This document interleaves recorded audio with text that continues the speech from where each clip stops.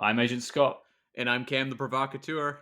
And we're from the Spy Hards podcast. That's right, and you are listening to Pods Like Us, the podcast that also has the Midas touch.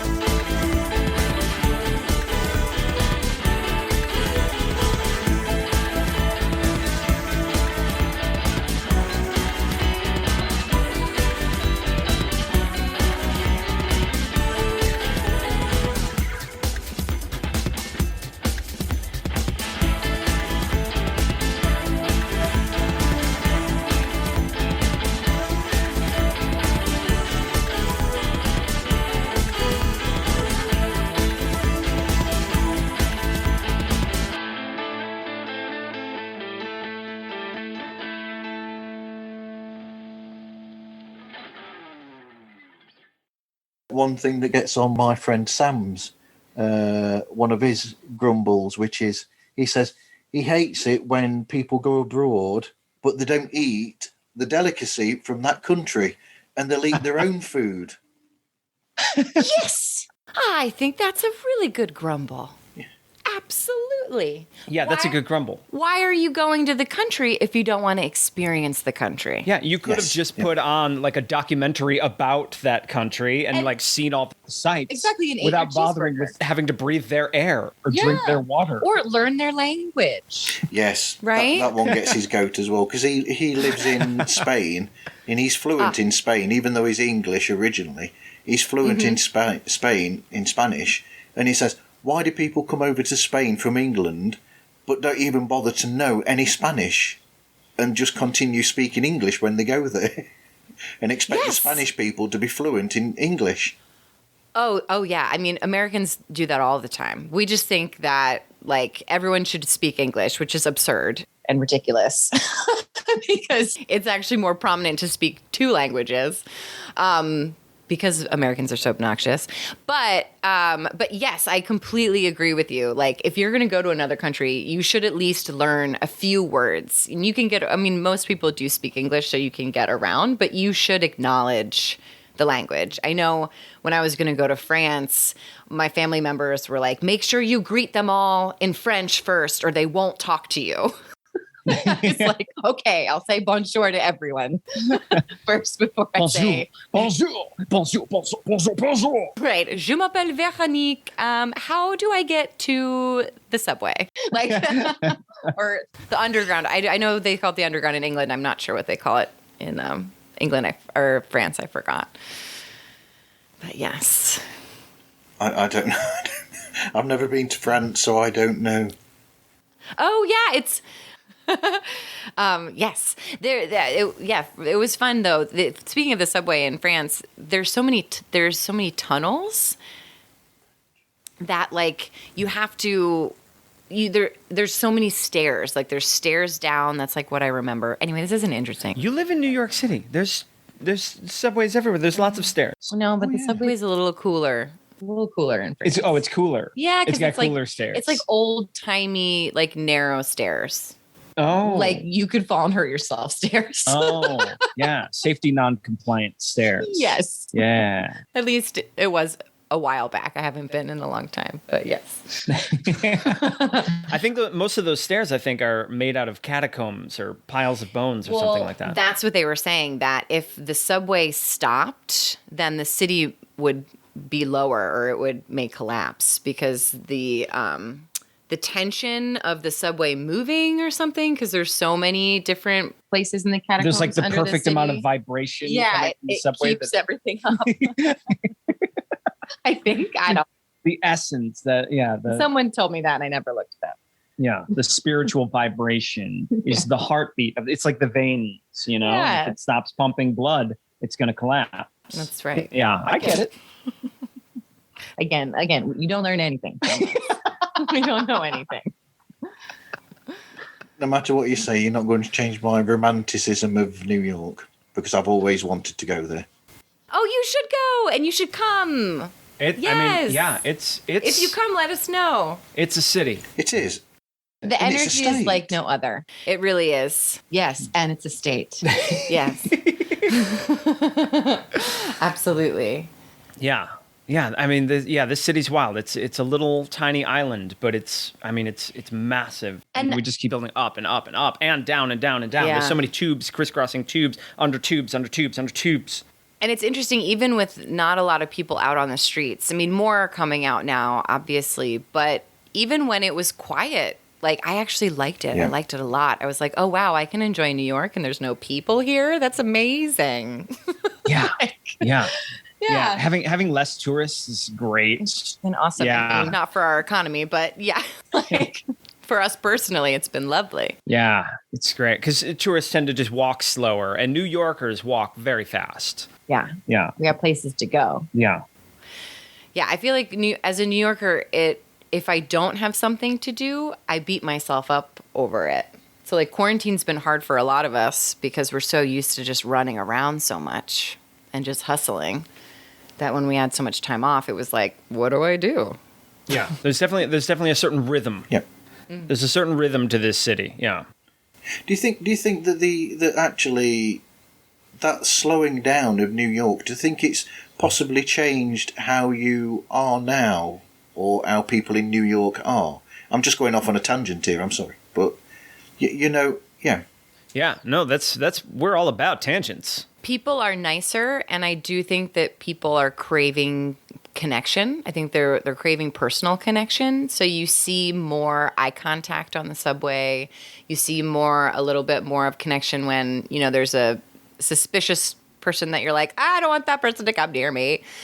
You can connect with the person across from you, and they're also like, I don't want that person to come near me, or people asking for money or whatever. But it's interesting because I went back to work in August. So in the beginning of that, when people were still outside, everyone was lovely. Everyone was just happy to see another person and sit outside and dine and like have a good time. Now that people are starting to really be over COVID and be over all of this, and now that we're inside, like, the allergy people are back. Yes. And the very particular people are back. Like, you wouldn't be surprised. There was no gluten allergies in August or September, but in October when we opened, we had so many gluten allergies all of a sudden. Gluten allergies are back. Soy allergies are back.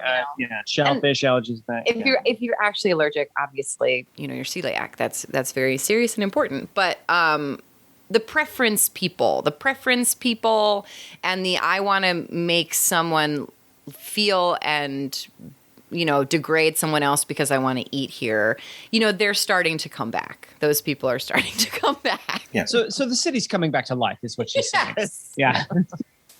City's coming back into its People own. are starting to be okay with being rude again. Yeah. The traffic, Yeah. the pedestrians are coming back. Yeah. It's getting back to the old ways. But I do think that there is definitely a level of patience. People do have a little bit more patience with things. And I think the trauma that we've all experienced is a result of that. Absolutely. Yeah. I also think that it will take a while for people to get used to things changing as well. What I'm worried about coming out of this pandemic is everybody has gotten so used to the mask thing that now that, like, I think the majority of adults are vaccinated in New York City. Like, now it's like getting to the point where we're going to take our masks off, but who's going to be the first to do it? Because we as New Yorkers, we've been trained now to like be like, hey, mask up. So now it's like, even though we're all immunized, now it's going to be like, well, can I take my mask off? And somebody's going to be like, hey, and you're going to be like, I don't know when. Yeah. And also, like, I don't know if I want to take my mask off. Like, I, believe it or not, love serving in my mask. I love serving in my mask, and I love that. Yeah, because you can hide all your frowns. You can stick your tongue out at them and they don't know. Right. Like, I mean, no, but it's just, I don't know. It's almost so, like, the service industry can be so wearing on someone that, like, it's like that's the last part of me that I'm not going to give to you. And it's just serving dumplings, Marv. It's just serving dumplings to, like, crazy people. Like, it's just so insane. But I love my job, and it's great. But... Good save. Yeah, right. I liked while I'm wearing my mask and we're taking pictures or something, I like to say out loud, I'm smiling. Because I do. I like to smile. I like to smile for pictures, especially. And nobody knows if I'm smiling or not. So I always just say it out loud just to let everybody know I'm smiling. Yeah. Right before the picture gets taken. I mean, I forget that I wear my mask. We were helping our friends move the other day, and I stayed behind to help organize and consolidate things, and I had my mask on by myself in their apartment, like organizing their stuff, and I didn't realize I still had it on until like I took a sip of water. Like I went for a straw and like I put it up to my mask that was already Oh, you had a straw, did you? Face. Yeah. It was a reusable straw. But yeah. Well, all plastic straws are reusable straws if you don't throw them away. That's very true. Yeah. So yeah, I don't know. It's helped a lot of people with allergies. I don't know if masks are ever going to go away. I don't know. You think it's here to stay? Well, I don't think it's necessarily here to stay as a culture for everyone, but I do think, it makes you think about things. Like if I were sick, like if I just got a regular flu, or wasn't feeling well, I should probably keep a mask on my face, right? So I don't infect you. People in other countries have been doing this for years. But we had a plague 100 years ago. And I'm sure they were having these exact conversations afterward. And they were like, well, maybe as we get sick, we should still use the mask a little bit. And it eventually faded away. Like it'll fade away. Yeah. Isn't that interesting? In the 1918 pandemic, there were also anti-maskers. They were also people that were against masks. Yeah. That's crazy. Yeah. It's a good thing that education and science has come a long way since then. Yeah. Absolutely. Yeah. Yeah. It's come a long way since the old duck and cover days as well. Yeah. What's duck and cover? What's that? The duck and cover was, I'm mentioning that, and it was an American thing, actually, where they were on about during the Cuban crisis. I think it was the 50s or the 60s. Oh, and they used to have advertisements on the television in America telling people to, if there was a potential nuclear explosion, attack, you were to go on the ground and just stay flat to the ground and it would save you. Okay, or hide underneath the table. That was a little bit before our time, but yes, mine too. I do remember. Yes, I do remember that now. I grew up in the Midwest, which is prone to tornadoes. And so we had a sort of duck and cover thing, like every, month or so, we'd have a tornado drill where everybody would have to go against a wall and duck down and put their hands over their head, just like that. And then we'd all just be like lined up like that. Like, it looked like a prison camp, but we all lined up just to learn how to survive a tornado just in case. Wow. Yeah. Similar. But then after our generation, the next generation had to learn how to avoid school shooters. Yeah, active shooters. Yeah, and it's kind of crazy that I confused that term with police. Like, whoops. Like, yeah, yeah. So every generation has to go through those drills, ducking and covering in some way, I guess. Yeah. But door handles are upsetting. Yes, exactly. Absolutely. As are, let's have a look. Trying to look at all these grumps that people have sent in now. Oh my gosh, that's great. This is amazing. I love this. Yeah. We can do like a little lightning round. Okay. Jason from the podcast Our Cynic Culture says that his grump is people driving slowly in the fast lane. Oh my gosh. Oh, yeah. See, the thing is, there's a speed limit, but we all know that that's just a suggestion, right? Because the police aren't going to pull you over unless you're going like 12 miles per hour over. Yes. So like the fact that if you're going the speed limit, be in the right lane. That's what that's for. Yes. Yep. Yeah, I absolutely agree. This is frustrating. You know what? Because truckers will do this sometimes on a 2-lane road. They'll try to pass each other, but they're only going to go like a couple miles per hour difference. Right. And so they're blocking both lanes at like very similar to the speed limit. And you're like, I need to get around. I don't, like we're a little riskier in our car. We want to go faster. Yeah, because they can see you coming up behind them. So why don't you wait until all this line of traffic? Because they don't need to get there that much quicker. So they can wait for all this line of traffic to come past, get past both you and the lorry that's in front of you, and then when you've all gone past, then go around them 2 miles or 3 miles an hour faster than that lorry that you're trying to overtake.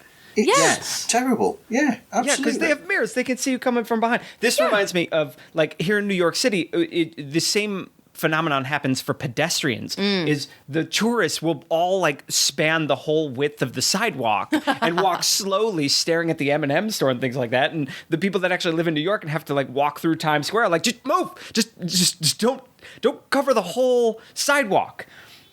Yeah. No. You've reminded me of an incident that happened years ago when I went to London, and because obviously I'm from Northern England. Or the north of England. So I went to London. I went to go and see In Excess live, the band, and so I was getting some repair work done on an Indian instrument at an Indian music shop while I was there, and so I was using the London Underground, and because it's new to me, I was there and saying, because they've got underground trains every 30 seconds or something from one place to another. I used to say, wow, your transport system is so amazing. I can't believe how good it is.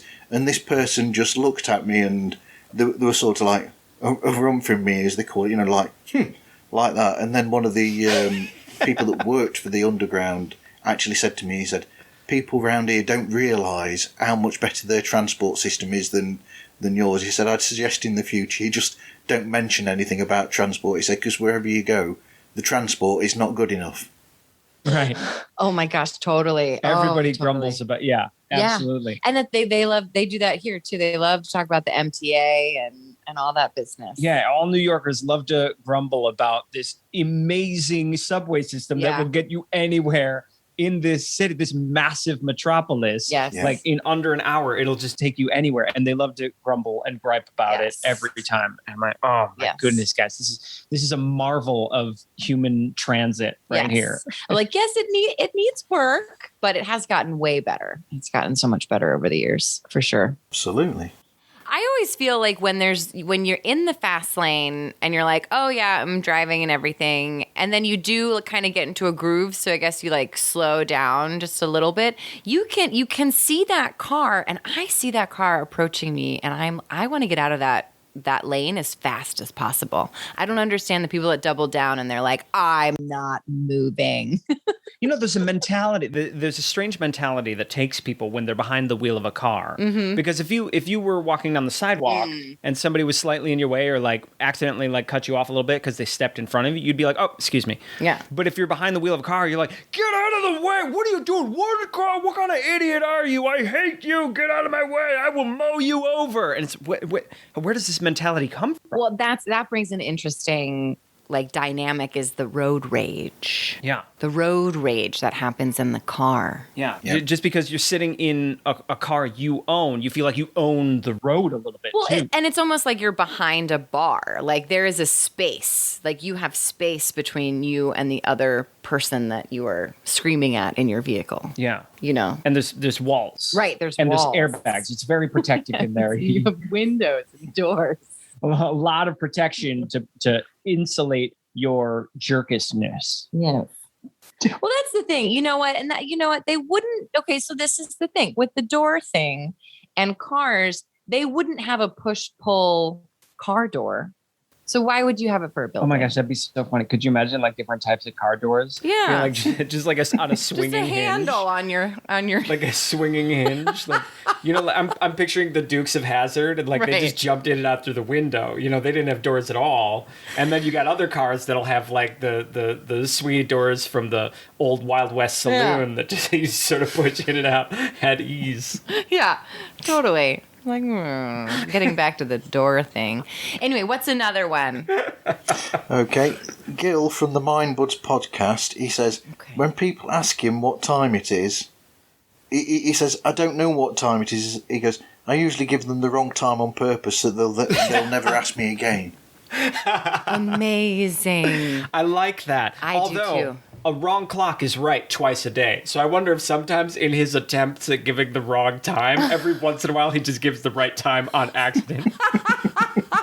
That's brilliant. I like that. I like that idea of somebody asking you what time it is, and you don't look at a clock, you don't pull out a watch, you don't look at your cell phone, you just stare him straight in the eye and say 2:40. Right, exactly. Right, you're like 4:45. I want to do like like put my finger up in the air like I'm testing the direction of the wind, and then look at the sun, and then look at the shadow on the ground, and then say with the most confident air, exactly. It's 3:15. It's Right, 5:53 and 12 seconds. Yeah, exactly. Yes, absolutely. I want to look up at the stars and like pull out a sextant. Yeah. And look at the moon. Do you remember when you could call time? Did you ever have to call time? Yes, the Call speaking time? clock, as we call it in Like- the UK. Yes. Yeah. Oh, I thought you meant like in a sporting event. No, you used to be able to ring a phone number, and you'd Yep. ring the phone number, and it would tell you what time it is. Yes, we did that when my mom moved to an apartment with me and my brother, and we didn't have a clock set up because it was before cell phones and all that stuff, and we would call time. Sometimes I just thought it was fun because I was a kid, you know. That's wonderful. Just call time. Call time. That's a good response. Why don't you call it? Yeah. Call it. You got a cell phone? Why don't you call time? Call time. Call Father Time and ask him. Alternatively, go to the thrift shop and buy one for 50 cents for a little clock. There you go. Who doesn't know what time it is in the age of cell phones? Well, so I've said, oh, what time is it? But it's usually to myself, and I'm not usually asking someone else. I'm just talking out loud. Usually when I say what time it is, what I mean is I'm about to hype you up for something awesome. Right. What time is it? It's time to go outside! I was going to be like, showtime. It's showtime! What time is it? Law and Order! I find... SVU. Yes. Sundays at 6 p.m. Excellent. Okay. I don't know. I just made that up. No, I don't know. I don't know. No. None of that. So what I think is interesting, I am excited about the new Law and Order SVU show. though. For sure. Yeah. With Let's talk about that. Stabler. Let's Yeah. talk about that, and then in 5 minutes we'll No. come back to the conversation. Okay. So what the the do you know what time it is question is very fun because it reminds me of, is it raining? That question when you walk outside and you ask, is it raining? And I always think that's pretty funny when people ask that. I do like that. Because you can feel it, or you should have seen it before you walked out the door. Absolutely. How do you feel about that, Marv? Yeah, but you walk into a shop and you'll be soaking wet from being outside, and someone will go, "Oh, is it raining outside?" Exactly. Yes. You are head to toe drenched. Yes. Head to toe drenched, and they're like, "Is it raining?" Yeah. You're No, like, I "Yeah." took a shower with my clothes on. Right. I was a never nude. Just walked right in there. Yeah, absolutely. Or you walk in with like your coat in your hands and you're like breathing on your hands to warm up, and people are like, "Oh, is it cold outside?" Yeah. Be like, "No, I just stopped at the store, picked up a few clothes, a few items, a few jackets, threw it all on, and realized, oh, it's way too hot for this." Well, now you could actually do that on purpose, even when it's not. So you go into a shop when it's warm, and you could be just there holding your hands and blowing on them and making them think. So then they'll put a lot more layers on and go Oh outside. my gosh. Now Yes. this is the way. Yeah. That is the way. This is the way to do it. This is the way. I take your garden hose and just douse yourself with as much water as possible Oh my and walk gosh. inside right before somebody else is leaving, and they'll be like, "Oh, I need an umbrella," and then the whole store is going to start purchasing umbrellas. This is a brilliant April Fool's joke I'm to investing in play umbrellas. on people at stores. That is really funny. Walking, shaking off all this it off, water. make a whole production of it going inside. Be like, "Oh, it's really pouring out there." Really, get an umbrella right now. Better And get it's your like- umbrella. And it's a Walgreens where there's like wall-to-wall windows and everybody just looks outside. It's And obviously they're staring, they're Sunday. squinting, and they're like, "Is it raining? I can't see." And then you just shout, "What time is it?" Get out of the Yes. fast lane. Yes, exactly. Exactly. All right, give us another one. I love this. Okay. Another one that my friend Sam came out with is people who don't leave the doors open for the next person following them in or out of a shop. Well, that's Now rude. this is a delicate one because there's okay. an equation to figure out how far away the next person is and how long you'd have to hold that door. And then if you're on the receiving end of that and you're like half a block away but somebody's holding the door open for you, now you have to do that little half jog thing to be polite in Yes. return. And Have you sometimes I'd be ever- like, just let the door close. Have Like, you ever- I'll get there. Like, assess the person as you're like holding on. You're like, ooh, they're a little. They look fit. Maybe they'll run for the door, or should I just let it go? Oh no, they have a cane. Nah, that's not gonna happen. Oh wait, but they have a cane. I should hold the door. I gotta stand here now. And Yeah. wait for them You to come. I you can't. ever hold the door open for somebody and then look at them and like it's the first time you cleanly looked at them and you're like, oh, they have a Karen haircut. Oh, they're gonna ask for the manager. Oh, I should let the door. I Like, should let the door go. I shouldn't have opened the I door should- for this person. Now I'm obligated to stay. Now the employee's gonna look at me like I'm with her. Oh no. You just projected. You projected a Karen haircut. I think I know. That's the I know thing. the hair. I know You're the. I know sporting the one hair. right now. I do not have a Karen haircut. I do kind of want to cut it into a Karen haircut, but I don't currently have that just yet. Oh my gosh. Have you ever done this? Have you ever, like, you go into the bank and you open the door and you realize somebody's behind you and you're like, oh, I'll just hold the door open for them. But they weren't going to the bank and they just walk sort of around you. And then you're like, That's amazing. That's amazing. I wish I watched that happen to you. then now at this point, you're obligated to just stand there and keep holding the door open until somebody enters. No, why do you do that? You're so silly. This is the thing that I don't like.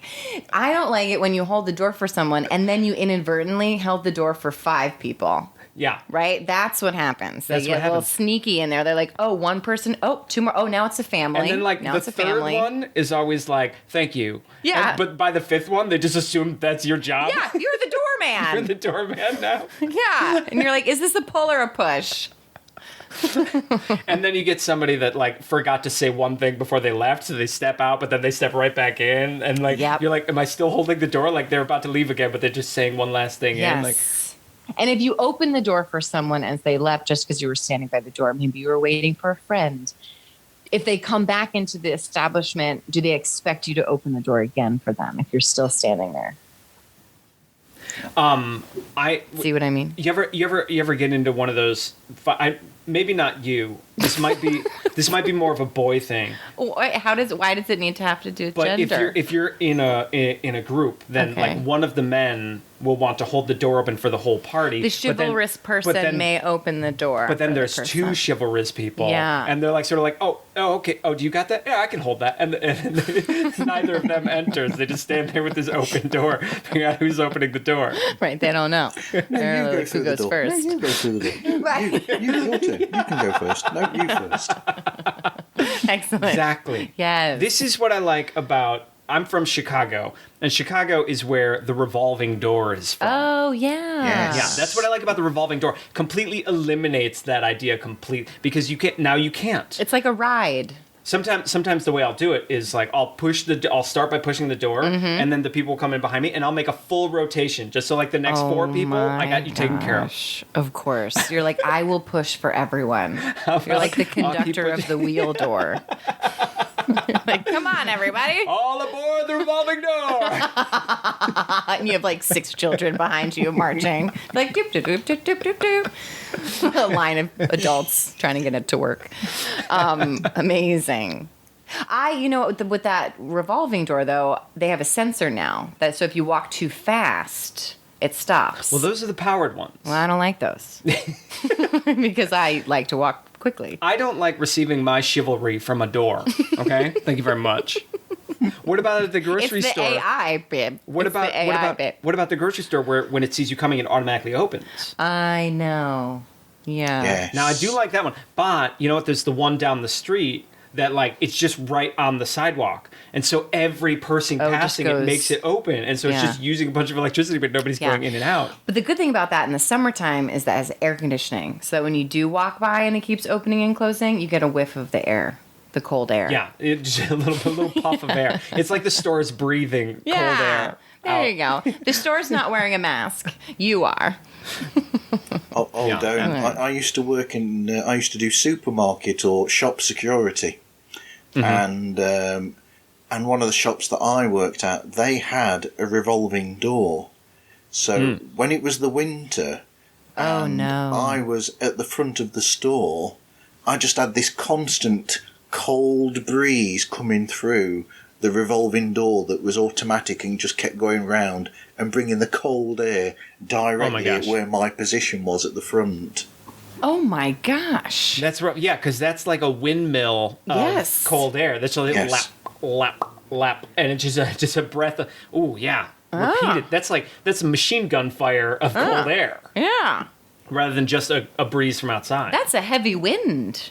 Is it really? Yeah. You're like, ooh, that's a storm. It's like a I've been hit by nor'easter a coming in there. hurricane. Right. Is it raining though? yeah. No, it's definitely snowing. All right, hit us with another one. Okay. Jenna Stone from Xander and Stone podcast, she says she hates those little bits of paper that get everywhere from spiral bound notebooks. Oh, my gosh. Yes. Yeah, that's a wild one. That's a good one. That's like glitter. Yeah, Yes. But paper. It's the glitter of a notebook. Yes.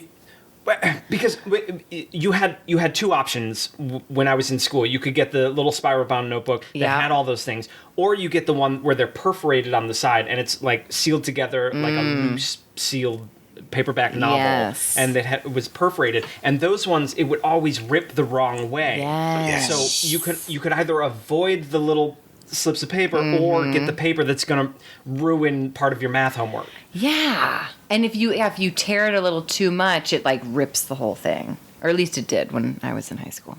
Now, do you remember Rolodexes? Yeah. Because Rolodexes used to have those little tabs at the top that's very similar to this situation. Oh, yeah. And those things, when they fell off, that was disastrous because it could no longer You fit couldn't- in the Rolodex. And then you couldn't find anyone. So, like, how are you going to... That's your contact list. That's like your cell phone right now. Yeah, well, Yeah. but I mean, because they'd all be bound nicely together on Right. that system or whatever, the rails. Yes. Like, like train track rails, but they were just a circle and it held the cards. But then that one card had that one thing. So one card was always loosely sticking out. And so you had to be careful every time you flipped through it. You know when you're punching holes in pieces of paper? Mm-hmm. Those little holes. I remember I went to work with my mom when she was a paralegal in D.C. And I was little. I was maybe like 5 or something at that time. And one of her coworkers, she was playing with me, and I was obsessed with those little round dots. So she collected all the round dots from the law firm of the hole punches to give to me to bring home. And of course, on the way home in the car, I spilled them everywhere because I'm 5.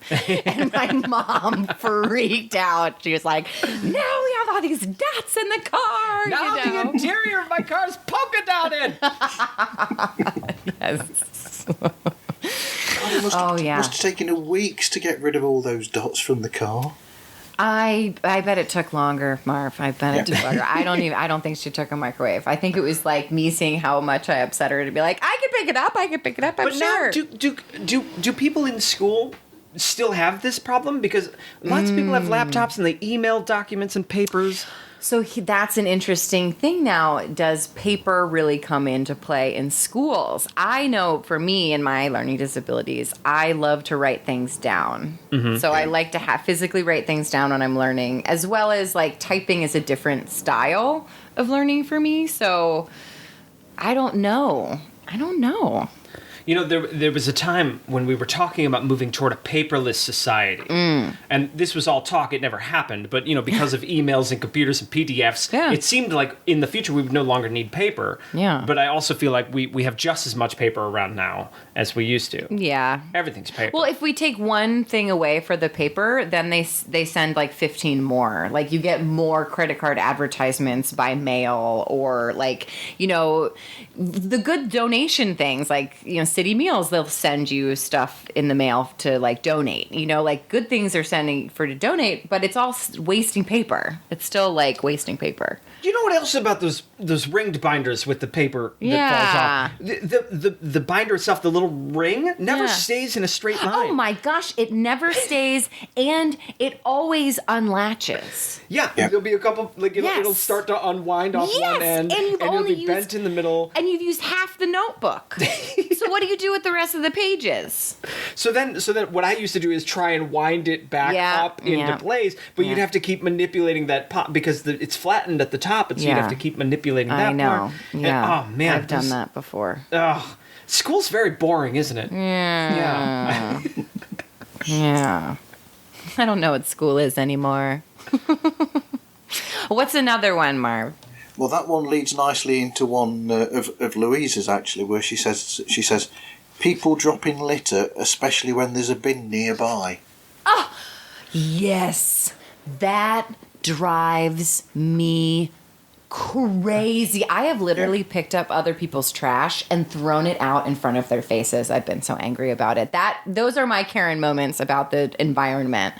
Literally, there's a trash can on the corner. This guy's standing outside of the bodega and he throws his cigarette carton down, like in the pathway of people walking. And I looked at him as I was picking it up and I shook it in my hand like a total, like, you know, making my point. And I said, do you want me to throw this away over here?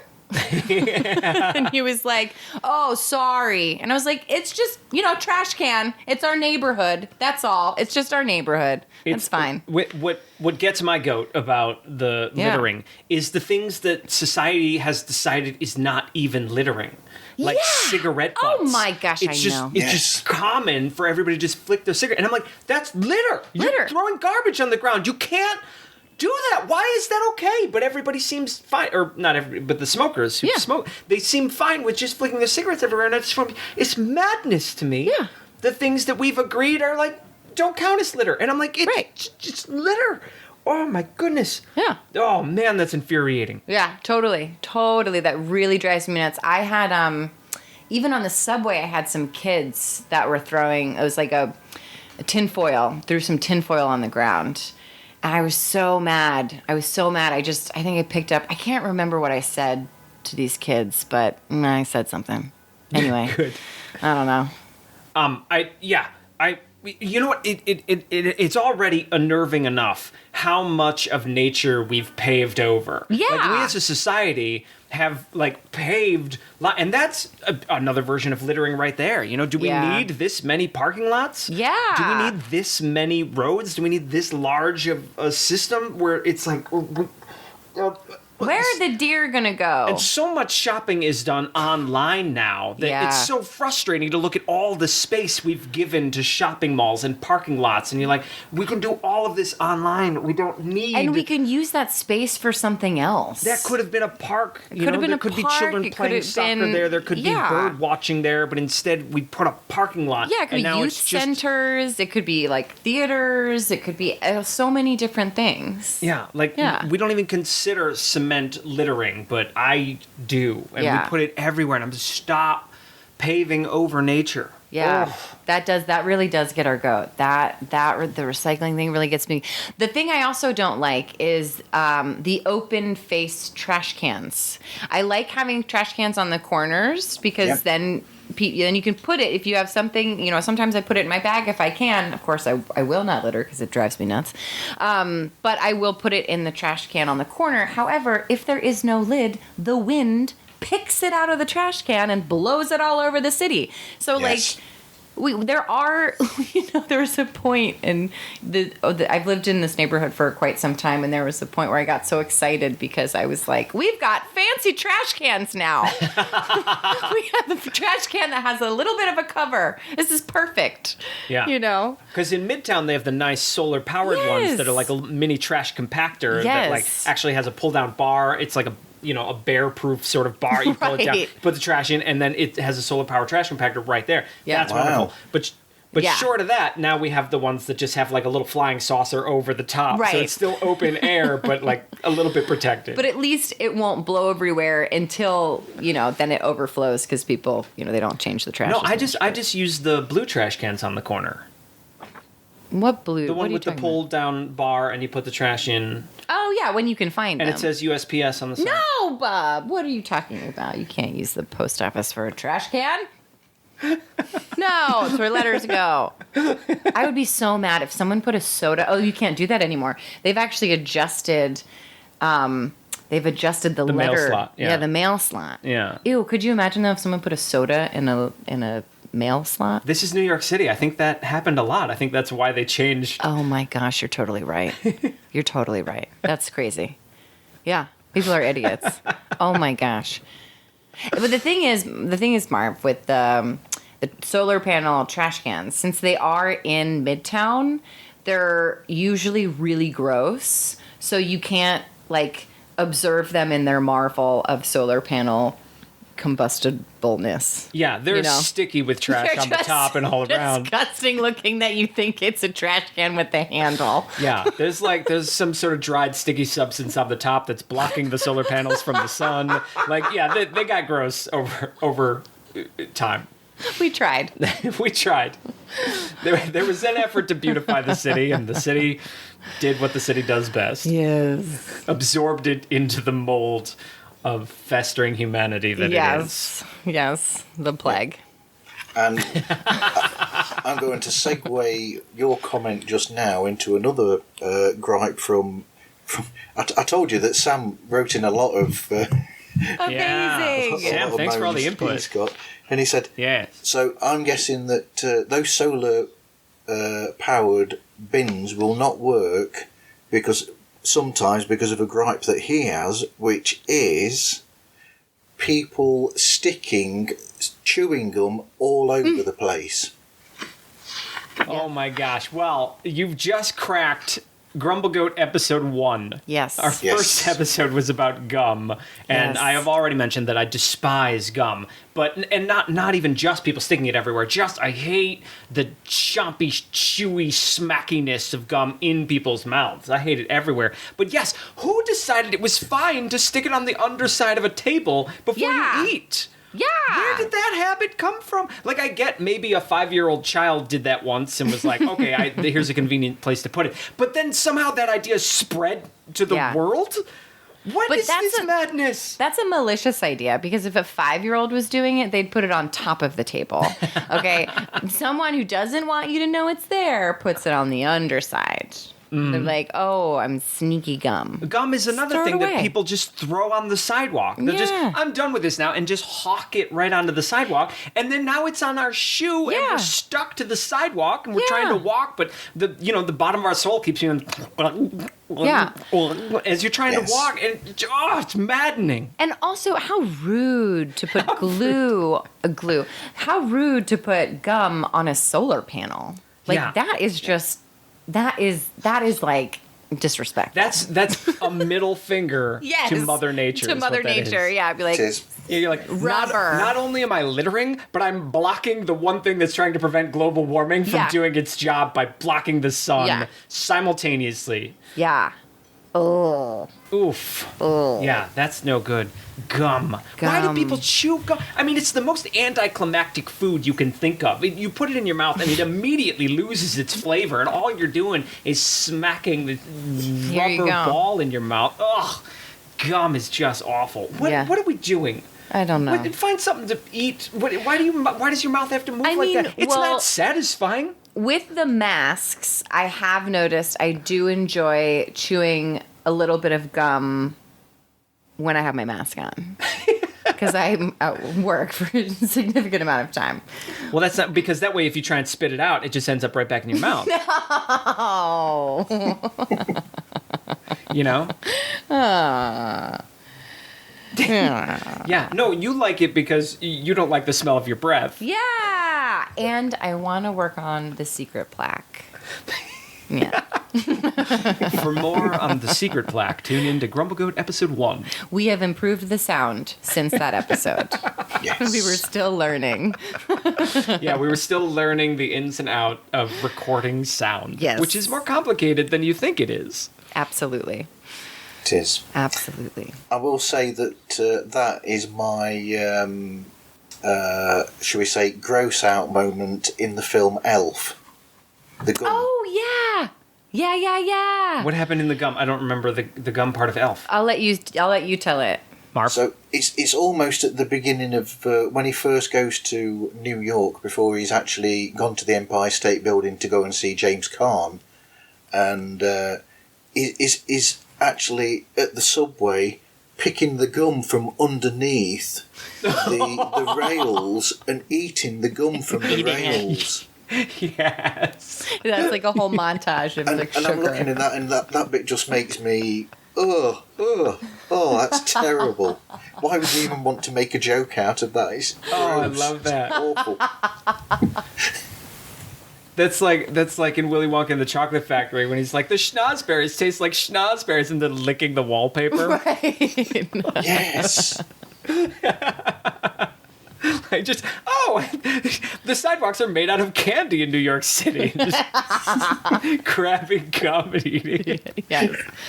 Oh, Will Ferrell's so funny to me. I think he is man. so funny. I just watched him in, we just watched him in Eurovision. We watched that not too long ago. I thought that was so funny. It was the Icelandic. Go on. Oh, music. yeah. Oh, yeah, that was very funny. Yeah, the Icelandic musician one. Yeah. Oh, that was so funny. Yeah, Louise is a fan of the Two Daddies Home films, aren't you? With Mark Daddy's Wahlberg Home. and Oh, Will yeah. Ferrell. I didn't see the second one, but the first one was magnificent, for Yes. sure. Yes, I love him. I think he's so funny. Oh, well, second one's at Christmas, is it? Did you say? Well, Louise has rejoined me at the side of me at the sofa. By the way. Hey, Louise. Hi, Louise. She's listening. Oh, she can hear us now. Wonderful. Wonderful. Yeah. So, what have we got next? Oh, yep. Stone from Xander and Stone again. She says she hates when people don't say words correctly. Like she said, a lot of people Oh my gosh. with her use the word supposedly instead of supposedly, and library instead of library. Oh my Yes. gosh. Yes. Yes. Yes. This is so grating to me. I Yes. hate when people say the word espresso. Oh, yeah. Like Yes. espresso with it. Instead of espresso. It's like they're making an incidental double entendre, but it's just so. But they're irking to me. not. Yeah, they're just Yeah. saying it wrong. Or when somebody says especially. Yeah. Oh, especially. Oh, yeah. That. Or my big one is exactly. If someone says exactly, it like really grinds my ears. Which is weird because that's the correct pronunciation. No, it's not. You should Exactly. say exactly. It's exactly. Right, How do you exactly. say exactly? Yeah, exactly. Well, he just punched the T. No, but he didn't. Okay. He didn't all right. say exactly. Oh, so you're allowed to have a T. You just can't. You just can't say You can't. act. You can't really chew on that T. Exactly. Oh, okay. Okay, now I understand. Yeah, Yeah, exactly. Yeah, exactly. Don't elongate the T. That's it. Yeah. And that's also like, Exactly. yes. Like And- that ah sound is also like just hard on the ears. Let me throw another one at you. Irregardless. Oh, irregardless. I hate Yes. irregardless. People mean to say regardless, and then they add an extra syllable because they want to sound smart. So they say irregardless. But irregardless, if you follow that train, actually means specifically regarding. And we already have a word for that. It's called regarding. So if it's regarding, you don't need to say irregardless. You can say regarding.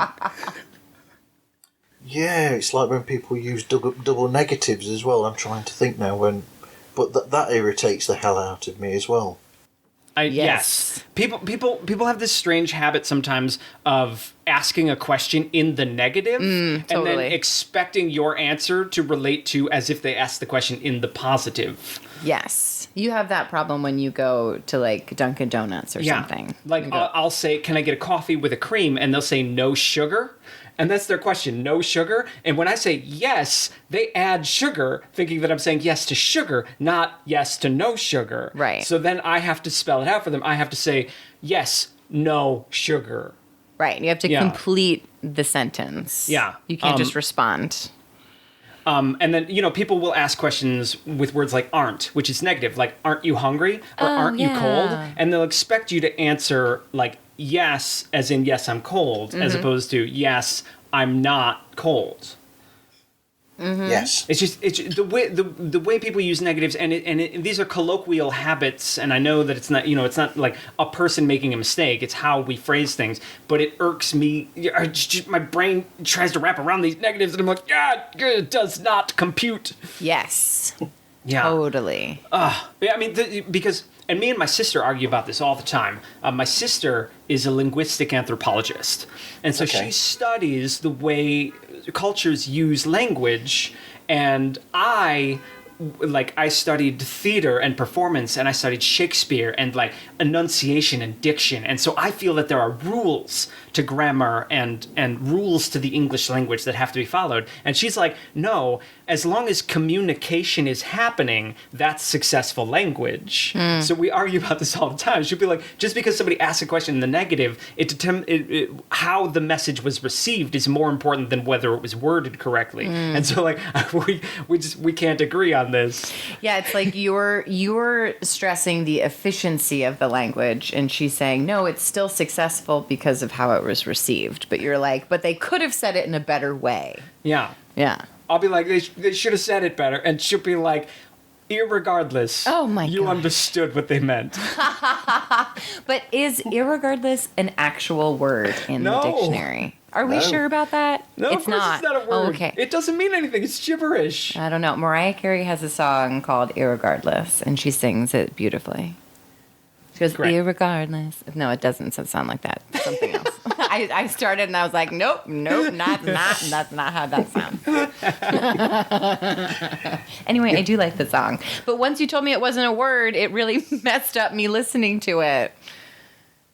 But then again, there are lots of songs where they use words that don't exist. I mean, Mary Poppins, for instance. Is it that one, or is it, which one is it? Supercalifragilistic. Expialidocious, even though, supercalifragilisticexpialidocious, even though the sound of it is something quite atrocious. Do you know the words? Supercalifragilisticexpialidocious. I was like, you're going to let me do this by myself? That was wonderful. No, I don't think that word's in the dictionary either. No. But speaking of people singing songs, when I was in choir practice in like 6th grade, my choir teacher brought this to my attention when he said, it's called you, not chew. So many people sing these songs and they're like, I love you. What? Yes, it's not you. They say it's not I love you. They say chew. I don't know if it's a way to like make the vowel sound different or like whatever, but there's so many songs that they say chew and not you. Chew. Oh, chew. Like chew. You got what I need. Yes, exactly. See, I said it exactly. Not exactly. Yeah. I know. Yeah. You'll notice it now. Now, once you like hear it, then you'll be like, oh, they said chew. As somebody that works in the service industry, I have a habit that I feel offends people, and I don't mean it this way, but I pronounce the word either as either, whereas most people around pronounce it either. Yeah. So as a server, if I say, oh, would you like the fish or chicken? And somebody says to me, neither, I want to repeat to them and verify that I heard them correctly, and I'll say neither, and they think that I'm correcting their grammar. Oh, and so then weird. they say with a really weird expression, neither. And I'm like, oh, I wasn't. I don't know. That's a weird trying to correct you. response, though. It's still a weird response to say neither. Like, are you sure you don't want any of the chicken? Do you want beef instead? That was just a random example off the top of my head. Right. But it'd be more like, oh, I'll take a cup of coffee. Okay, do you want cream or sugar? Yeah. Neither. These sorts of things. Sure. Anyway, I don't know. This might be too difficult to explain. That's like aunt and aunt. Do you say aunt? I say aunt. Do you say aunt? I'd say aunt. We're talking about the bugs? No, we're talking about your uncles and aunts. No, one time, speaking of my aunts, I remember this time when I said the word vase. Right. But they said vase. Yeah, you say vase. And I said vase. And I don't know why. I was like 9 years old. I don't know why I was saying vase. Maybe I just heard it for the first time. But then my aunts were all just like making fun of me. Oh my gosh. Oh, Matt got a new vase. Oh, Matt put the vase over there. Well, Yes, I guess earlier, that's like you say tomato and I say tomato. Yeah. Right. Absolutely. Yeah. George Gershwin. Yeah. Oh, totally. Yeah, good. Yeah. Yeah. Classic. You say potato and I say potato. You say- Potato. Wait, just a quick aside. One time I did see somebody audition with that song. Oh my but gosh. they didn't know the show. What? And apparently I don't know, they must have just read the lyrics. Oh, and people they are sang so it like, stupid. I say tomato and you say tomato, tomato, tomato, tomato, tomato. Let's call the whole thing off. Oh my gosh. Oh, that's so mortifying for them. Oh, everyone behind the table knew it, and they're just waiting for them to leave to laugh. Oh, that's awful. Could you imagine? Oh my gosh. Goodness gracious. Always read the play. Hello. I'm sorry, you've got Louise in. Louise is crying with laughter.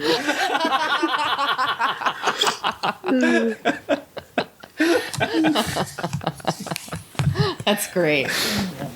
Oh, wonderful. Oh, that's madness. Yeah, pronouncing things incorrectly. Yes.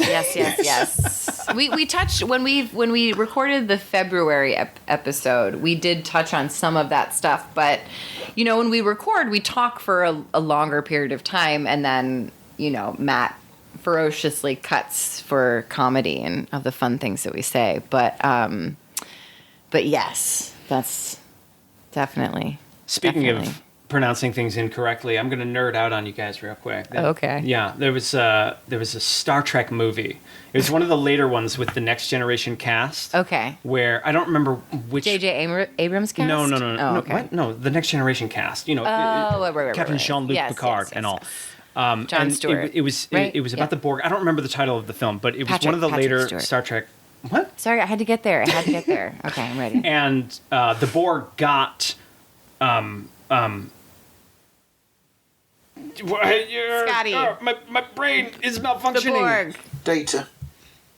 Thank you. Data. The Borg got Data, and so Data was now part of the Borg collective. Oh. And he says to, I forget who he says it to, but he says resistance is futile. And Yes. I, being a Star Trek fan, was sitting there being like, that's not how the Borg say it. They say resistance is futile. Oh, yeah, that's Yes, what I they thought. do. And so it turned out that Data was lying. He was playing the part. Oh my gosh, he was a double agent. Dun, Dun, dun.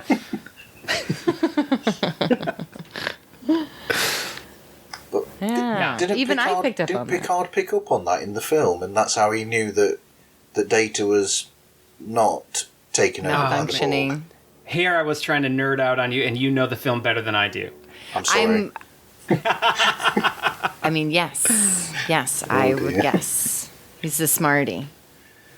He's a smarty, and I even picked up on it right now when you said it. I was like, "That's not how they say it." Okay. Yeah. All right. I failed, guys. I was trying to. Anyway, speaking of mispronouncing things, that worked in the conversation. Oh, totally. I mispronounce words all the time. That's also why I've already had 2 Star Trek related shows as guests before as well. Awesome. Yeah, Star Trek.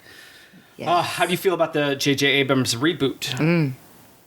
I don't mind them. They're okay. They're not the same as the series, but yeah, they're okay. Oh, it's different, but oh man, do I love it. Yeah, I think they're fun. He made them it's just fast action and just wonderful, and it's a great. I mean, it's a great way to revitalize a series that was sort of petering out. I guess, except they're still making shows all the No, I mean, time. the Trekkie following is insane. Like, they have conventions and conventions and conventions, I think. That's just my like... father used to take me to some of those conventions. Yeah. I love the first movie that J.J. Abrams did of the reboot, I think is the best of them. Yeah. Agreed. But yeah. It was great. The But it's casting was fun outstanding in that. I know. Yeah. Chris Pine. Such a good voice. Carl Urban. Brilliant. Oh, yeah. Totally. Yeah. Love that thing. My wife took the whole planet from me in the divorce. All I got left is my bones. Love that line. Yes. No, when he came on and he opened his mouth, I was like, he is perfect. He is perfectly cast for this. Yep. Zachary Yeah. Quinto as well. Brilliant. Oh, yeah. No, they all are. Yeah, totally. Nerding out. Yeah. Yeah, while I was recovering from the vaccine. Yeah, while I was delirious with my side effects. Yes. I watched that Star Trek again. Yeah. I need to dig that out again and watch that again. Yeah, the series with when he's trying to get him on the space shuttle makes me laugh every time. Namtong. Namtong? What Namtong? Namtong? You know, and he's like trying to explain the thing, and they keep slowing him down with all these side effects with these things. He keeps jabbing him in the arm. He's like, "Stop doing that." It's just so. It's so. I love the lead in. It's like I don't like to watch movies over and over again, even if I really like them. But that movie, and then Singing in the Rain, the Make 'Em Laugh series. With, of course, I can't remember his name, the famous comedian and dancer. He has that whole Make 'Em Laugh Lotsie that he does. Yes. And it's just brilliant. It makes I laugh. It's like I fall on the floor every single time. My favourite Make 'em film of all laugh, time. make 'em laugh. Yeah, it's just... I don't know if I've ever seen it. Yes, you do. Don't even say that you don't know what I'm talking about. I don't know what you're talking about. No, you have to know. We're going to have a movie date. And you're going to watch that movie if you've I'm never gonna seen it. pretend to be remembering it as we watch it. Yes. Okay. You should know that. You should know that movie. Oh yeah, this scene, of course. yes. Oh yeah, of the whole movie. Yes. It's like a stock, it's like one of the stock musicals. Great. Anyway, it's brilliant. What'd you call it?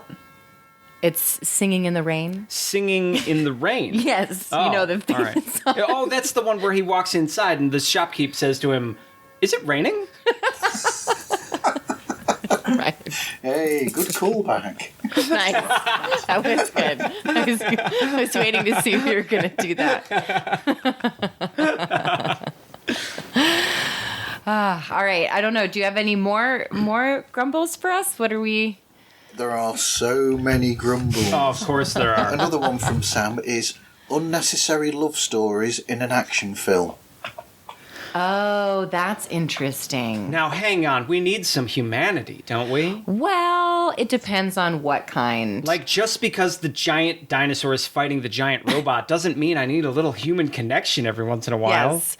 I agree with him. In one of the Avengers movie, they gave the Hulk, right? No, not the Hulk, right? No. Yeah, the Hulk. Yeah, the Hulk. The Yeah, Hulk big guy. Yeah. and Scarlett Johansson's character. Yeah. A love story. They were like in love with each other in a movie. Yeah. And that was out of left field to me. I was like, why is this happening? Yeah. Like, she's like a badass, like Russian, like spy turned Avenger thing. And he's like a green giant that smashes things. Yeah, but like he's built. super smart doctor, I mean, you see it, right? No, It's a it didn't make good-looking any giant sense. green It was monster. like totally out of left field that they were in a relationship. And I was like, did I miss something from the first movie? I mean, what do you think he means when he says Hulk smash? And it was like, And it's like they were having, it's like she was the,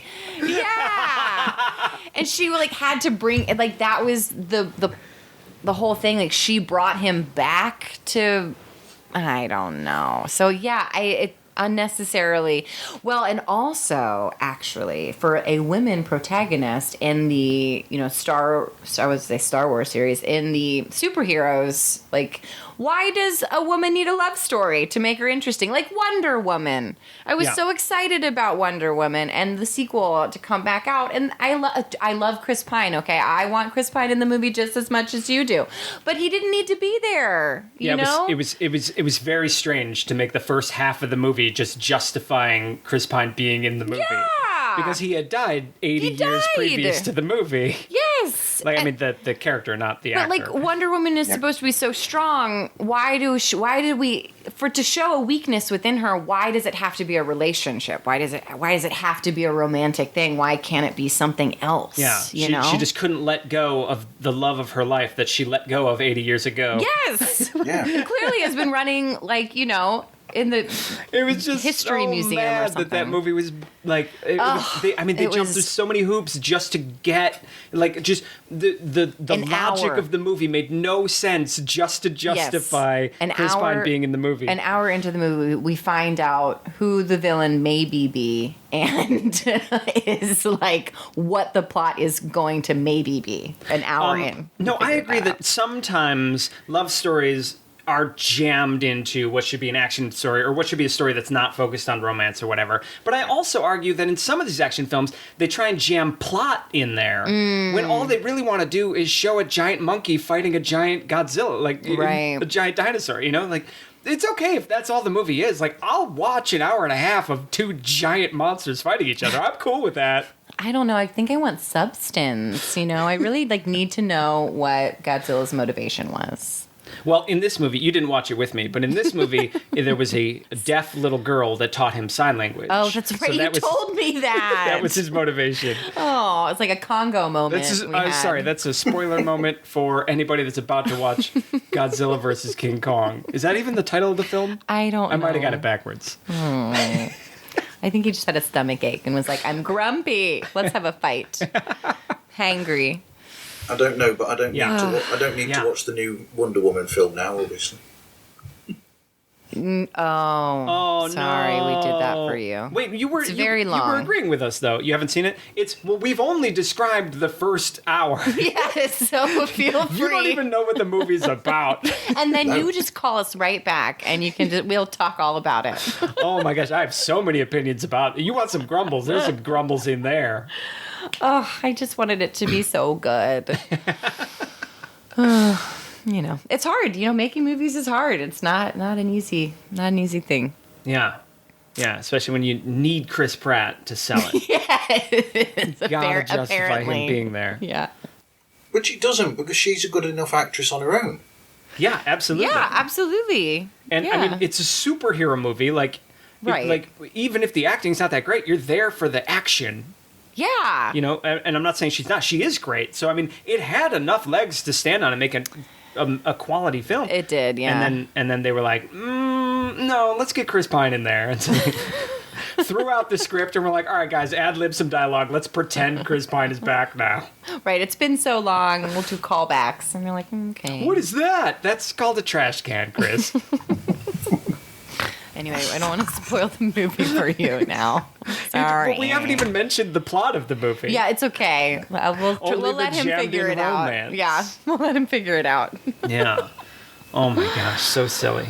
Well, what I'll do then is, if I want to watch the film, I'll just skip through the first hour and watch it from the hour mark onwards. There you go. I think it'll be the same film. Yes, actually. I think you'll be all caught up. Yeah. A lot of that first hour could have ended up on the editing floor. Yeah. Anyway. I was going to say sometimes I will purposely miss the beginning of Columbo so that I've got to try and work out who the killer is. That's funny. Yeah, because the killer is going to show up in the first 5 minutes. Right. Formulaically, yeah. Yeah, like just in the credits it'll say guest starring and you're like, well, I think I know who the killer is. Yes. Guest starring William Shatner. Oh, he's the killer. Oh, amazing. What's this one? Oh, Louise says people who don't thank you when you hold the door open for them.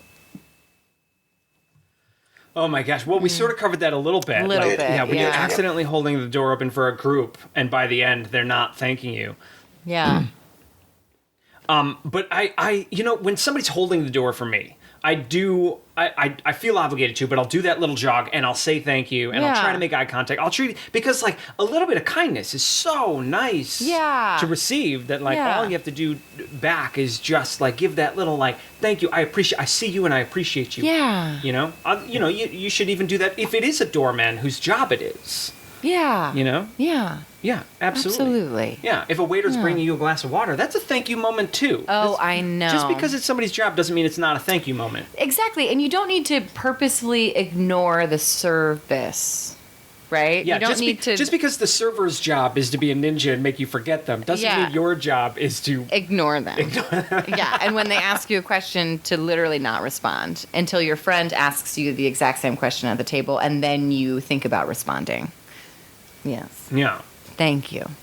Yeah, thank you. Yeah. Absolutely, and that goes with another Yes. one that Sam gave to me, which was not thanking coach drivers or people like taxi drivers or anybody either, and just getting out without saying anything or acknowledging that they're doing a job that's important or anything. Now, when it comes to a taxi driver, it's like that's a one-on-one situation. Mm-hmm. That you should definitely be saying thank you, because you're directly interacting with that person. Yeah. Now, a bus driver, on the other hand, I love thanking a bus driver for the ride. I do too. Because they're not expecting that. No. They're not expecting that, and so you come at them with a thanks for the ride, and they're like, yeah. Yeah, that made my day. Yeah, they do get excited about that. They're just like anybody else on the road, they're zoning out a little bit. They're just grinding through the minutes of the day, and they get a little thank you, and they're like, yeah, oh, that's right. I'm doing favors for people. Yeah. And that's a wonderful thing. Yeah. I like to thank the MTA workers that are cleaning the subway. Absolutely. I always thank them, and I don't get necessarily the best response back, but I think they did appreciate that I said thank you. It's just like, yeah. Like some are like, meh. And some are like, thank you. Yeah, have a nice day, Yeah. But yes, thankless jobs like picking up the roadkill off the road, the side of the road. That is a thankless job. Well, yeah, but that's like free groceries for the week. What? It's like, No. what's for dinner? But don't worry, I brought something home. Oh my gosh, it's like a dead raccoon or something. I was just thinking raccoon as well. I don't know why. Amazing. Raccoon and fries. Yeah, raccoon and fries. Oh, wonderful. Right. Yeah. Yeah, Dirty Jobs. That was like a reality TV show for a while. Yeah, Over Dirty here Jobs, was yeah. Dirty Jobs. So he would go around basically all the thankless jobs that people have to do. You have to get done. Yeah. And every time I see like roadkill on the side of the road, I'm like, oh, they didn't do it yet. They didn't go around and pick up all the dead animals. I saw a picture on the internet of it was titled "Not My Job." And it was a picture of a road that the guy was going down, painting the line down the middle of the road, and he had painted right over a dead raccoon. Oh no! Dear me. It's not my job. He just kept painting down the middle of the road. Oh my gosh. He's like, my boundaries are not picking up dead animals off the road. Wow. Wouldn't you feel bad running that machine over the dead raccoon? Yeah. He like double deaded him. Double deaded. Yeah. double dead. Double dead. Yeah, that's like a Double Mortal down Kombat on move. his kill. Yeah. Yeah. Finish him. Knockout. Sorry. We have fun in our house. Jenna says that Jenna Stone, she says that she hates it when people leave microwaves in a disgusting manner at workplaces. Oh, now isn't that interesting? Not covering your food when you put it in the microwave. See, that's it's a simple thing. You just cover your food when you put it in the microwave, and you're not going to make a mess. Now, do you think that's because people don't know that they need to cover their food, or they just don't care? I think it's a greater portion. People don't care. Oh, Yeah, people. It goes back to that not my job thing. You know. well, it is their job. It's their food, right? Well, but their job isn't to clean the kitchenette at the office. Right, that's someone else's So they job. assume that whoever comes in after hours and empties their bin, it's the same person that has to go and wipe up their spaghetti sauce off the ceiling of the microwave. That's very annoying. And cleaning the microwave is an inconvenience because it's like you're putting your hands in a little box. Mm-hmm. You know, almost like Yeah. a diorama. Like you're like cleaning a diorama. Oh, that's so to you. It's like house cleaning. You're like cleaning a little dollhouse, Yes. just empty inside. Doing a little, Right. You're like little. Actually, you're like, no. let's get the ceiling. Yeah, there we go. but actually, in this house, you clean the microwave. I don't. You're like, this is disgusting. I have to clean the microwave. I didn't realize that you could put plastic wrap over your food and put it in the microwave. Matt taught me that. Yeah, well, that prevents the ceiling from needing to be wiped off. Yes, and I just put like a paper towel, but like the plastic. Well, the I paper thought that towel. would be The weird paper in the towel is a funny microwave. thing because I mean, it's sort of the paper towel is the exact dimensions of the microwave, and so it gets caught. So as the bowl turns under it, Yeah. the paper towel does not turn. Right. And so it's just sort of this wafty Wave. little thing, and so like Yeah. any little thing sets it out, and then it might get a little steam on it, might fall to the side. Who knows? It what's may gonna fall happen. in it. Sometimes the paper towel falls in the stuff that you're microwaving. Yeah, and then you have to eat paper towel. Yeah, I don't really use the microwave all too often because I don't think it's good for you. Yeah, sure. Yeah. It's probably. I mean, it's I just- mean, it seems like that futuristic technology, like like in these sci-fi novels, when people have to eat these like soy byproducts that are flavorless, but they have all the things you need, like nobody enjoys. That's what the microwave is like. It's like the Right. first step toward that. It's like Yeah. this doesn't feel like it's the right meal thing. Yeah. But I mean, if like very rarely we'll heat stuff up in the microwave or like coffee or whatever, but yeah, but using a communal microwave, using anything communal, you should wipe it you should down. probably keep it clean. Yeah. You know? Yeah. It's like when you have one of those like at the kitchenette at work, Mm-hmm. you'll have a bunch of dirty mugs in the sink. Oh. Yeah. Who does clean the mugs? Who cleans them up? And they all You should- assume it's the same person that cleans the bin, but you know who it is? It's the the one quiet guy in the corner that just does it because he's annoyed with everybody else. Or is it the cleaning person that they have come in at the end of the night? Or do they not touch the mugs? Is that a different person? How many people work in this office? Yeah, we need details here. We need details. Where's the HR? Do you have the HR number? I want to get in contact with them. There should be a bill of rules posted for the kitchenette, and if you're Right. not following those rules, because there probably is. Yeah. Let's face it, there probably is something. And then Stacy it's- put her name Right. on her lunch in the fridge, but Kevin's eating it, and there's no rules. It's chaos. Right. Should we pause? Do you hear that siren? Microwave police. Yeah, Louise says, is that the microwave Yeah, police? the microwave microwave police. Yeah. We live near a hospital too, That's okay. so we get this all the time. So do we. But yeah, exactly. I think if this was a Google building, you would have to wash out your own mug. I feel like they would make that their rule.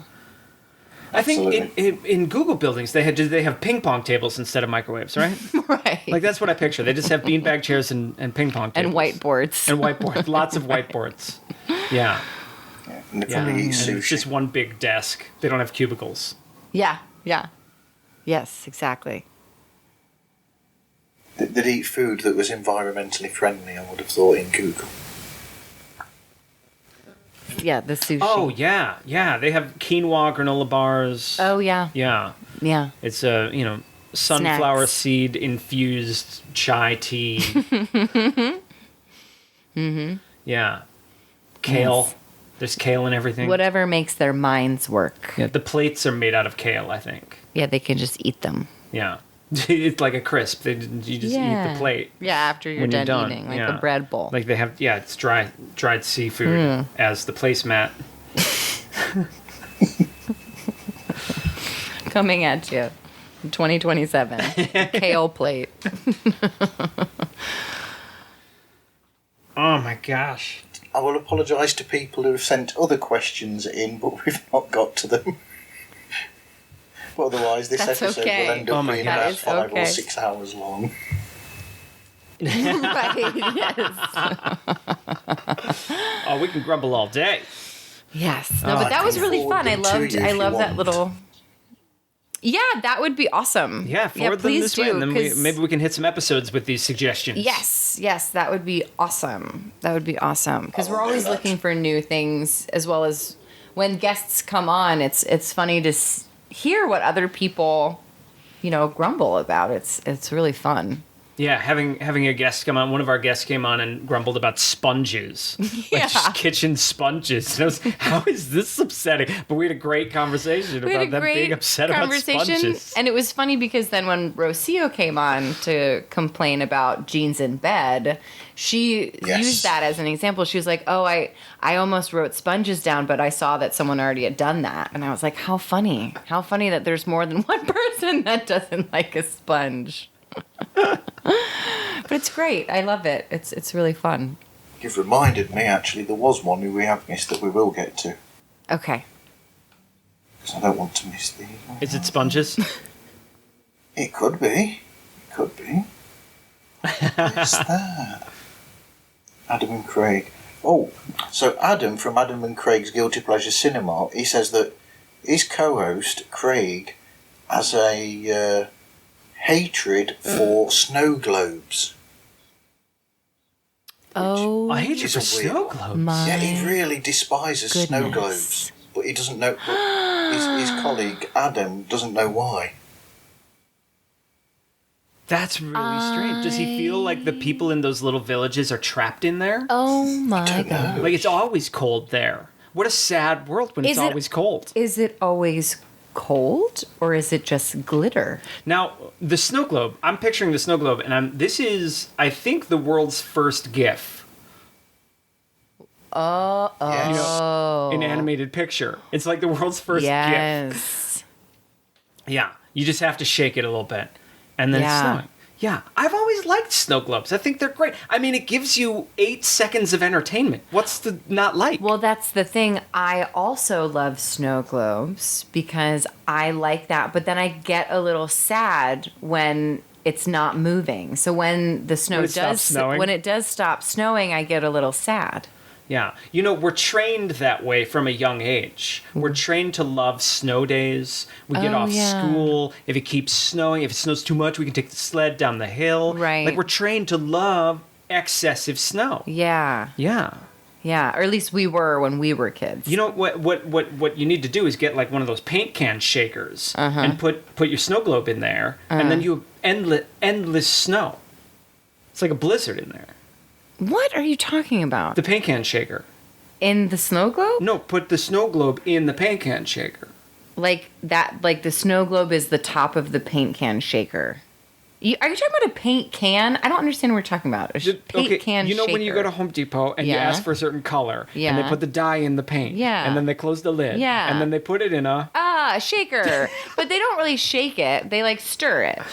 No, it's a. Oh, okay. It's like a really old washing machine that's off balance, or drying machine that's off balance. You know, I you feel do like- that, and it'll endless snow. Yeah, but then it like moves, and then that's like a little sexy. Why is it Like that a moving snow globe is a little sexy. a moving snow globe? Yes. One that's experiencing Yes. like a 9 on the Richter scale earthquake. When it's like, you're like, that's giving someone pleasure. Wait, here's what I don't understand. You get a snow globe that's like a little bit older, and it's got that bubble at the top. I know. They Where's also that have a bubble, though. Where does that bubble come from? No, they need a bubble. You need a little air in No, there, but I like think. the older it gets, like the bigger the bubble grows. And it's Oh, like, do you think the where's- water disintegrates? But where? How it just like they're a Evaporates, mini it black hole? evaporates. But if it's a sealed system, right? Do you think it's leaking?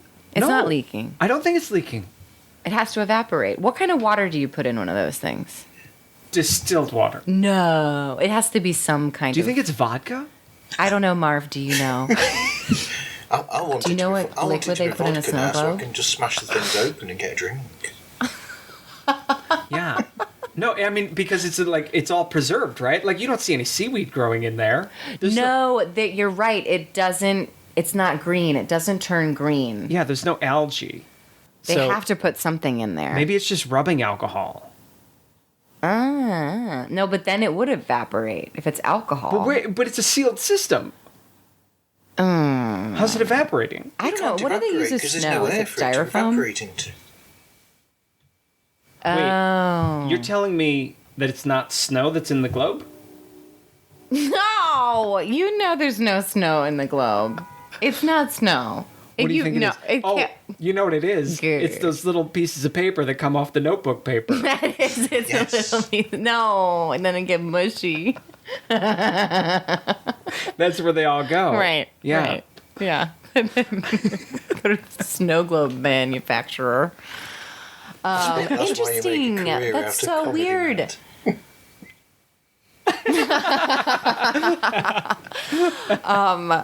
That's so fascinating. I want this person who I don't know that has a hatred of snow globes to be like the little boy in a Christmas movie that like something happened to his snow globe and now Yeah, he that's like can't look at a snow globe ever again. I'm so curious That's about a really strong character choice. the story behind the This hatred person of this. hates snow globes. Right, It's like, what what PTSD happened? did they suffer that the I snow know. globe? Did one of their parents give them this snow globe, and then the other parent was jealous of the other parent, and so they shipped the snow globe away, and the child never saw the snow globe anymore? Maybe at some point they had a hamster that was in a hamster wheel. Oh no, Yeah. I don't like where this is going. Okay. Yes. And I don't know. They put this. I You put it in the snow globe. I know where you were going with the hamster. You were gonna murder it with that liquid in there. He only has a little bubble to breathe. Yeah.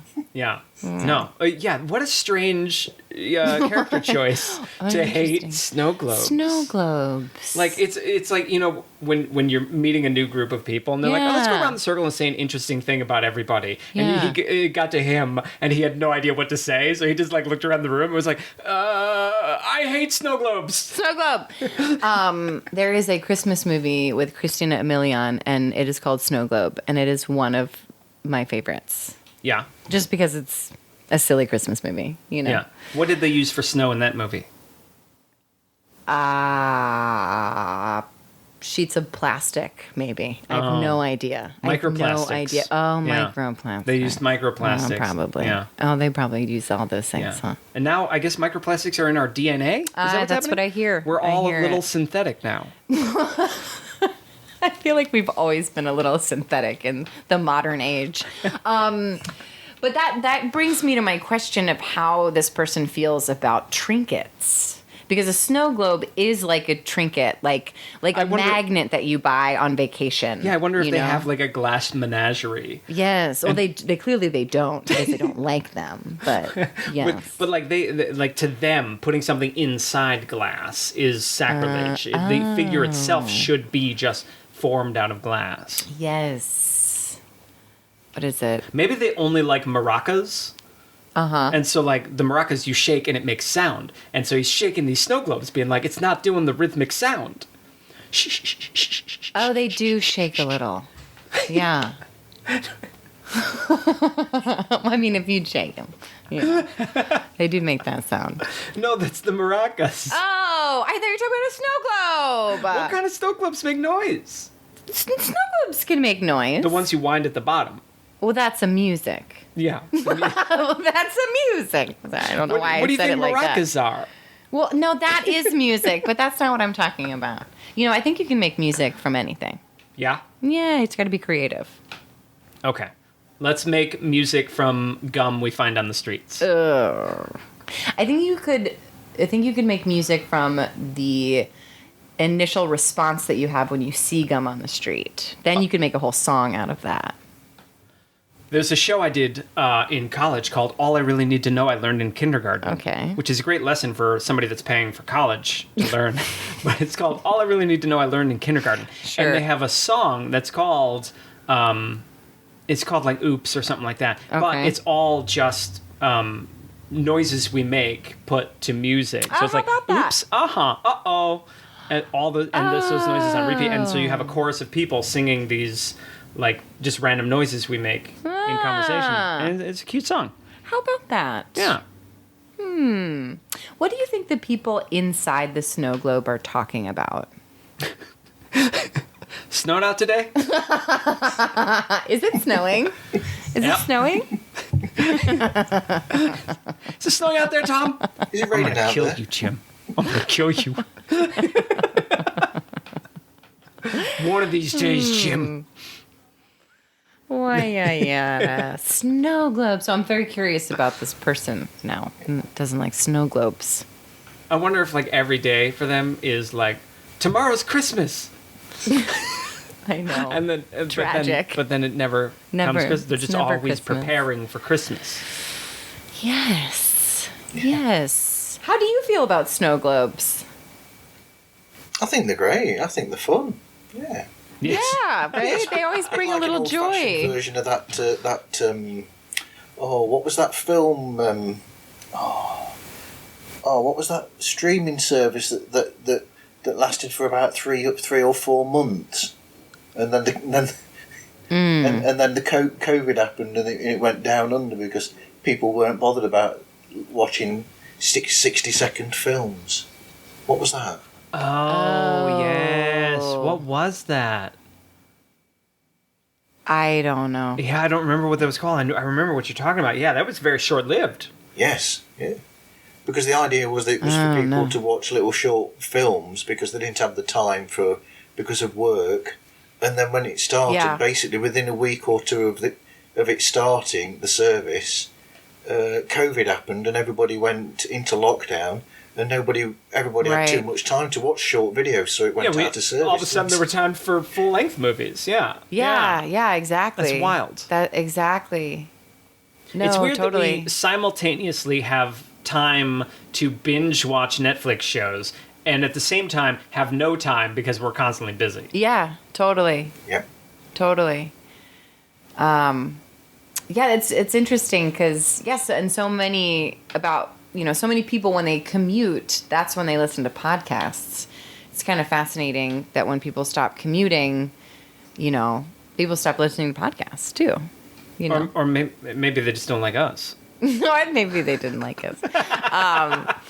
But no, I mean, it's just it's fascinating. Who hasn't got 15-16 minutes in a day to listen to your podcast? That's what I'm saying. Exactly. Yeah. We definitely have a short format. Yeah. And I mean, I love because there's several podcasts I listen to that are like 20 minutes that I'm like, I love that. I love getting in and out, having like a story, having, felt something, learned something, and then out. And so when we were starting Grumble Goat, I was like, I want it to be quick. I want it to be funny. I want it to be a topic everybody can laugh about and then just go right to the next. Yeah. Like just quick format. I love that format. And we've definitely gotten a lot of feedback from that, and that's one of the things that people really like about it is that it is shorter. Which this episode won't That's be. good. No, but this is a different kind of podcast, It's, which is so great. thank you very much.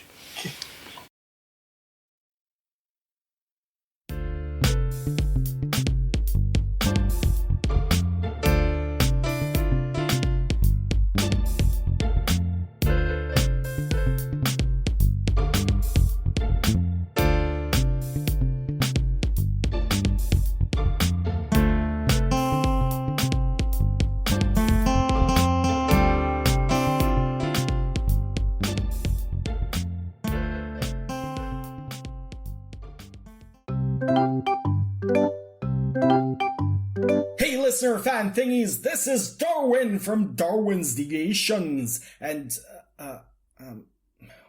What was the line again? Oh no. You ruined it. What kind of a man are you? You can't even make a short clip. Shut up. Darwin, why are we even doing this? Because we're desperate. You're listening to Pods Like Us. What is their show even like? I don't know. Does anybody even listen to them? We all just want to mooch off the free marketing, but... I hope I don't regret associating with them. No worries, Darwin. They'll be the ones regretting it. Pods Like Us won't let me cuss, but if you want profanity, check out my depravity. Darwin, that sucked. Shut up.